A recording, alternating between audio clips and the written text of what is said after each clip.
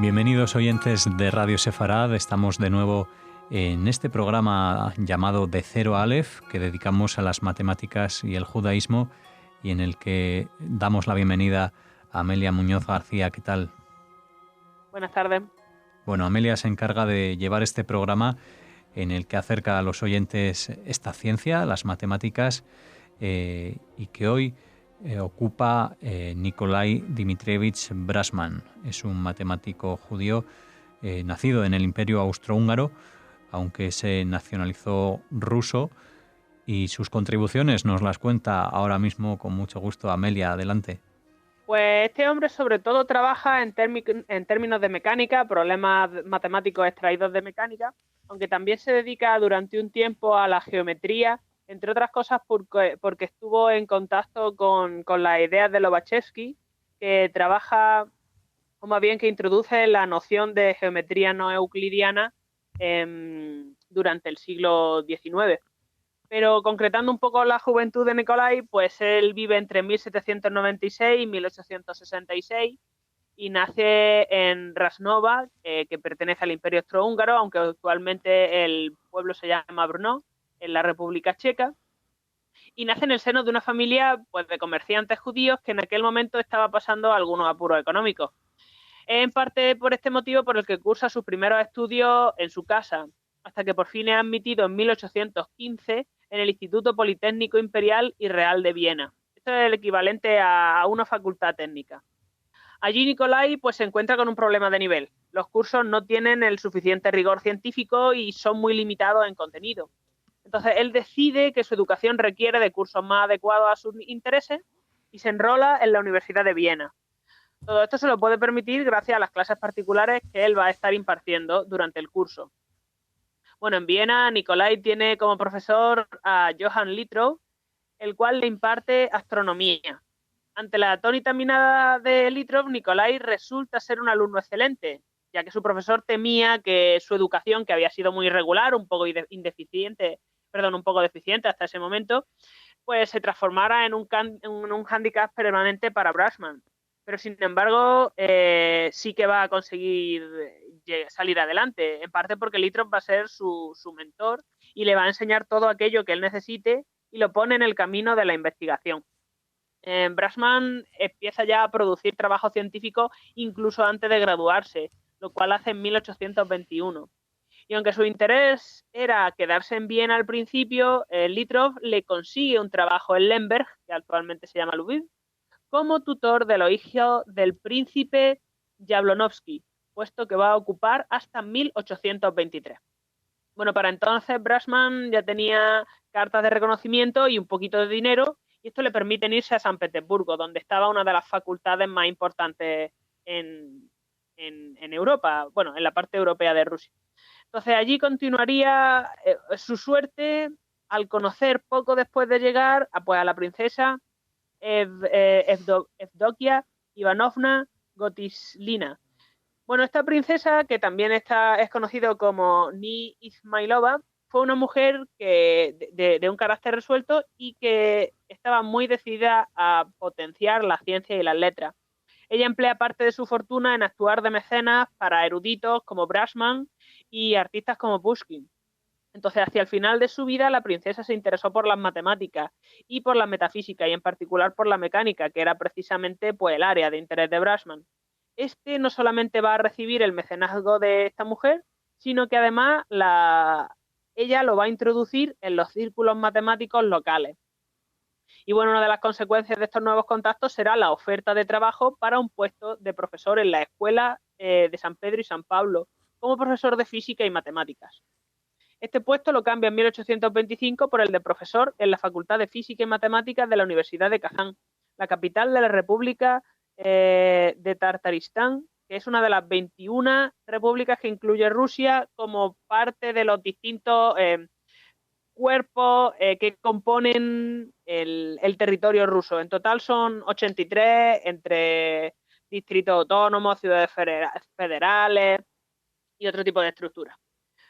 Bueno, esta ciudad forma parte de la región europea de Rusia Y bueno, él allí va a dar clases de mecánica siguiendo la escuela del matemático Lobachevsky, así como matemáticas y astronomía esférica. Bueno, antes de continuar, me gustaría mencionar que la mecánica es una rama de la física que estudia y analiza el movimiento y el reposo de los cuerpos y su evolución en el tiempo en función de las fuerzas que los afectan. Sin embargo, hay que destacar que el trabajo en mecánica consiste, al menos en parte, en entender en términos matemáticos los problemas que derivan de los estudios antes mencionados, así como solucionar estos problemas y, de hecho, desarrollar las matemáticas necesarias para poder plantearlos. Esto suele implicar gran cantidad de ecuaciones diferenciales y ecuaciones diferenciales parciales. Y bueno, todo esto es matemáticas, por eso se considera que Brashman es matemático. Bien, cuando Lobachevsky va a ser nombrado rector de Kazán, convence a Brashman de que acepte una serie de cargos administrativos que él realmente no le gustaban. Pero a la vez esto va a hacer que se mejore enormemente las instalaciones y va a hacer crecer en términos de personal, tanto en cantidad como en calidad, a la facultad, lo cual impulsa a Nicolai a quedarse. Otra de las áreas de su puesto de trabajo, del de Brashman, va a ser asegurarse de minimizar el impacto que va a tener el brote de cólera de 1830, ya que va a producir un impacto muy grande en Kazán. No perdamos de vista la fecha en la que estamos, entonces no es una cosa tan sorprendente. De acuerdo con un libro llamado Rusia y el cólera, esta enfermedad va a acabar con el 60% de la población de Kazán, uno de los puntos calientes, además de la pandemia que estaba cundiendo en aquella época por el continente y que permitió sobrevivir el invierno, el hecho de que se quedara allí. Esta pandemia va a continuar hasta bastante más adelante. Y entonces lo que va a hacer el rector, es decir, Lobachevsky, va a ser aislar la universidad de manera efectiva gracias a los esfuerzos coordinados de sus colaboradores, entre otros Brashman. Y bueno, él lleva a cabo lo que él llama una desinfección exhaustiva con el objeto de mantener a todo el mundo sano. Y se lleva a cabo de manera bastante eficaz. Bueno, Lobachevsky juega también un papel importante en la carrera de Nicolai, no solamente desde el punto de vista administrativo, y por eso lo vengo mencionando tanto, ya que introduce en la literatura rusa la geometría no euclidiana con bastante fuerza. Brashman aceptaba, por supuesto, el enfoque euclidiano de la geometría, que dice que las distancias son siempre positivas. Pero después de que Lobachevsky empezara a trabajar en este sentido, defendía que no era la única manera de orientar las matemáticas, que se podían considerar las matemáticas no euclidianas. Es más, Nicolai no solamente considera el tiempo como una constante desde el punto de vista de la física newtoniana, es decir, un invariante, sino que lo ata al movimiento de los objetos, volviéndolo relativo. Eventualmente, los trabajos prerelativistas de la escuela de Kazán ayudarían a Einstein a formular su famosa teoría. Bueno, todo esto surge en parte de Brashman especulando sobre qué es la geometría. Específicamente, en su libro Geometría Analítica de 1836, se plantea qué pasaría si el espacio adquiriera otra dimensión que no tenga nada que ver con las 3 dimensiones espaciales que conocemos ni con el tiempo. Él alega que vemos la geometría tal y como es debido a que viene de intentar dar una estructura formal al mundo que nos rodea, pero que eso nos limita muchísimo ya que hacemos depender la geometría de la percepción humana. Nicolai entonces indica que si, por ejemplo, el ser humano no tuviera el sentido del tacto, la geometría sería distinta a como es hoy. En definitiva, que si tratáramos de buscar estructuras diferentes, en geometría la íbamos a encontrar. Un ejemplo clásico de estas geometrías neoclidianas son las que surgen de suponer que la suma de los ángulos de un triángulo no es exactamente 180 grados, como sí que pasa, sino que van a ser menos y entonces nos encontramos con la geometría hiperbólica o más, la geometría esférica. Pues la astronomía esférica es una rama de la astronomía muy antigua, quizá la que más, y aunque actualmente el espacio se estudia principalmente como un todo y con un punto de vista o con un punto de referencia externo a la superficie de la Tierra, en términos más prácticos o concretos que los que se estudian desde un punto de vista teórico, sí que se va a seguir empleando esta astronomía esférica. Va a estar muy relacionada con la geometría esférica, que es la que estudia la superficie bidimensional de una esfera como el lugar en el que se puede uno mover, y no es una geometría euclidiana. Bien, el trabajo en Kazán que lleva a cabo Brashman concluye en 1834, cuando le ofrecen un puesto de profesor extraordinario en Moscú. Él lo va a aceptar y va a ser ascendido a profesor de pleno derecho al curso siguiente. Además, en 1837 le otorgan el premio Demidov por su trabajo La teoría del equilibrio en cuerpos sólidos y líquidos, o Estática e hidrostática, que va a ser el primer libro en ruso que se escribe al respecto y que va a introducir la materia. Otra de las primeras publicaciones de Brashman en Moscú va a ser el curso de geometría analítica, el que he mencionado anteriormente, en el que presenta nociones de geometría proyectiva. La geometría proyectiva es lo que pasa cuando dejas a un matemático solo y a él se le ocurre la idea de pensar que el infinito, en vez de ser algo inalcanzable, sí que se puede alcanzar y lo pinta con una línea recta. Entonces, cuando se estudian todas las consecuencias que tiene esto, surge la geometría proyectiva. Bien, cabría pensar que el cambio a Moscú era un ascenso, pero realmente no lo era. Kazán era un centro educativo a la altura de las mejores universidades europeas y a la altura de San Petersburgo, que era el otro gran pilar de las matemáticas en Rusia. Entonces, esta dinámica va a cambiar al llegar allí Brashman, que junto con Cernov se esforzaron por mejorar los métodos de enseñanza que estaban llevándose a cabo en la Facultad Moscovita de Matemáticas. Entre otras cosas, subiendo el nivel a partir de mediados de los años 30. Otro de los métodos de mejora fue la publicación de libros de texto, como por ejemplo Mecánica Teórica en 1859, el curso elemental de mecánica para segundo de carrera de 1847 o las clases de mecánica de 1853. Todos estos libros los va a escribir Brashman en ruso, y recordemos que esa no es su lengua materna, pero consideraba que los libros de texto tenían que estar en el mismo idioma que hablaban los lectores. Bien, cabe mencionar, no obstante, que los intereses de Nicolai se extienden por varias ramas de las matemáticas, no se van a limitar a la mecánica.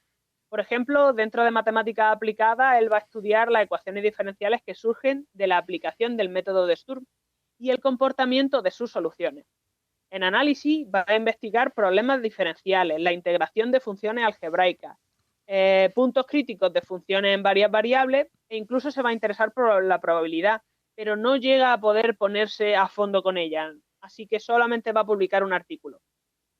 Y sin embargo, tal era la influencia de Brashman en Moscú, que dado que él no podía hacerlo, pero lo consideraba de gran importancia para la escuela moscovita, convence a dos estudiantes, o más bien se dejan convencer, Davidov y Chebyshev, para que estudien probabilidad. De hecho, estos descendientes de Brashman, junto con muchos otros, perfeccionarían las matemáticas rusas durante muchísimos años y las perfilarían en función de sus intereses. Por ejemplo, en 1864, el grupo de científicos, que eran principalmente alumnos y exalumnos suyos, de Brashman, se ponen de acuerdo para ayudarlo con la idea que éste había tenido: fundar una sociedad moscovita de matemáticas, de objetivos al principio humildes, pero poco a poco más ambiciosos, hasta buscar el desarrollo de las matemáticas en Rusia. A esto se une la fundación en 1864 también de la revista Colección Matemática, cuyo primer volumen sale 2 años después, el mismo año de la muerte de Brashman, y cuyo objetivo era hacer públicos los avances científicos que se compartían en las sesiones de trabajo de la Sociedad Matemática. Actualmente es una de las publicaciones más influyentes del mundo matemático y se publica tanto en ruso como en inglés, siendo la revista más vieja de matemáticas en Rusia. Bueno, algunos de los honores que recibe Nicolai fueron pues ser elegido miembro de la Academia de las Ciencias de San Petersburgo en 1855, ser nombrado profesor de honor en la Facultad de Moscú en 1859, ser presidente de la Sociedad Moscovita de Matemáticas, y el hecho de que en 1842, durante su tour por Europa Occidental, fuera invitado a dar una charla en las jornadas de la Sociedad Británica por el avance de la ciencia, que se celebraron en Manchester. Para mí, una de las publicaciones más relevantes de Brashman va a ser su discurso de 1841, titulado Sobre la influencia de las matemáticas en el desarrollo de las facultades mentales, en el que él lo que va a hacer es rebatir firmemente las afirmaciones del filósofo William Hamilton, que era escocés, que decía en una publicación que había hecho en 1836 que las matemáticas no solo eran inútiles en el desarrollo de las habilidades mentales, sino que incluso podían llegar a ser perniciosas. Brashman, que consideraba las matemáticas en sí una ciencia digna de ser estudiada y no solamente para su utilidad en otras, se tomó muy mal el discurso y quería poner de manifiesto que no, que estudiar matemáticas era esencial para el desarrollo de la humanidad. Bien, en este discurso también va a influir a los matemáticos rusos hasta el punto de que autores como Brunganovsky y Chebyshev se inspiran en él para componer sus propias monografías al respecto de la utilidad matemática como estudio.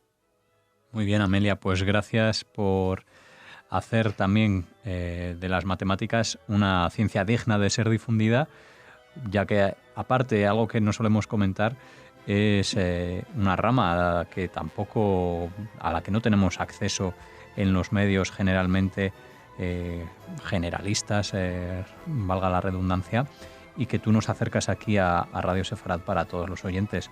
Esta ha sido la contribución de Nikolai Dmitrievich Brasman, la que nos has traído hoy aquí a Radio Sefarad. Y como decía, gracias por hacerlo y por acercarnos las matemáticas. Muchas gracias a ustedes.